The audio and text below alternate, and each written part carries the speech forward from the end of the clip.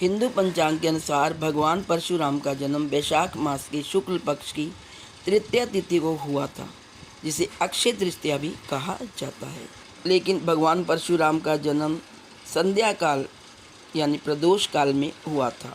Greek पंचांग के अनुसार तृतीया तिथि की शुरुआत 2026 में 19 अप्रैल को सुबह 10:49 पर होगी और तिथि का समापन 20 अप्रैल को सुबह 7:27 पर होगा। ऐसे में परशुराम जयंती कब मनाई जाएगी, आइए जानते हैं। हेलो फ्रेंड्स, कैसे हैं आप सब। स्वागत है आपका आपके अपने चैनल अजब गजब संसार में। दोस्तों, परशुराम भगवान विष्णु के छठे अवतार माने जाते हैं। भगवान परशुराम ने बुराई और अधर्म को खत्म करने के लिए धरती पर जन्म लिया था। उन्होंने अत्याचारी और गलत काम करने वाले राजाओं का नाश किया और धर्म व सत्य का मार्ग फिर से स्थापित किया। आइए जानते हैं 2026 में परशुराम जयंती की सही तिथि क्या है। साल 2026 में परशुराम जयंती कुछ लोग 19 और कुछ 20 को मनाने की सोच रहे हैं, लेकिन जो सही तिथि है वो है 19 अप्रैल। यह पावन पर्व हिंदू पंचांग के अनुसार वैशाख महीने के शुक्ल पक्ष की तृतीया तिथि को आता है। इस दिन अक्षय तृतीया होने के कारण इसका महत्व और भी बढ़ जाता है। इस दिन भक्त दिन के समय व्रत रखते हैं और पूजा पाठ करते हैं। यह समय भगवान परशुराम के दिव्य कार्यों को याद करने का होता है। भक्त इस दिन धार्मिक ग्रंथ पढ़ते हैं, भगवान के नाम का जाप करते हैं और सेवा के कार्य करते हैं, जिससे मन और आत्मा को शांति मिलती है।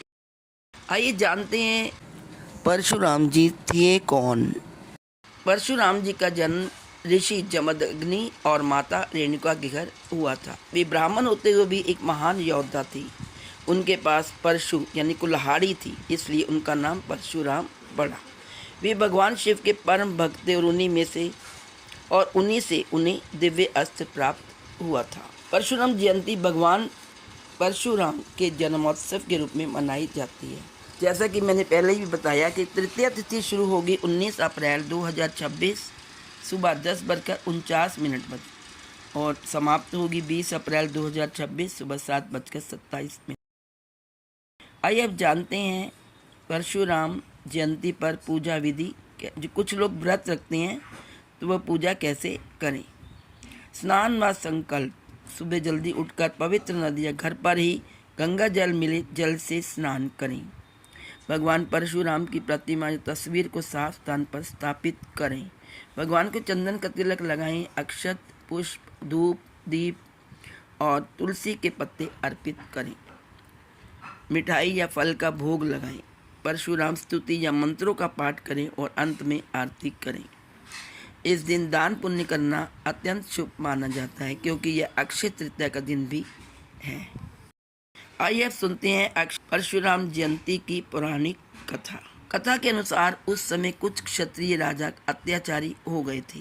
तब भगवान परशुराम ने धरती से अन्याय को समाप्त करने के लिए कई बार दुष्ट राजाओं का विनाश किया।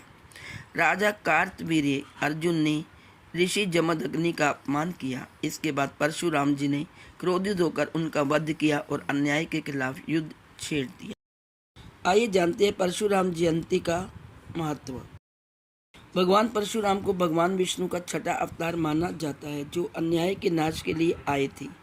मान्यता है कि इस दिन पूजा करने से आत्मविश्वास, साहस और पराक्रम में वृद्धि होती है। अक्षय तृतीया होने के कारण इस दिन की गई पूजा का फल कभी कष्ट नहीं देता। यह दिन सत्य, धर्म और न्याय की रक्षा का संदेश देता है। अहंकार और अत्याचार के अंत का प्रतीक है।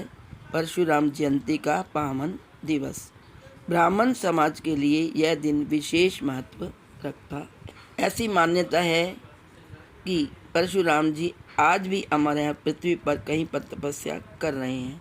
उन्हें चिरंजीवी माना जाता है। तो दोस्तों, ये थी संपूर्ण जानकारी परशुराम जयंती की। आप सबको मेरी तरफ से परशुराम जयंती की हार्दिक शुभकामनाएं। ओम नमो भगवते वासुदेवाय।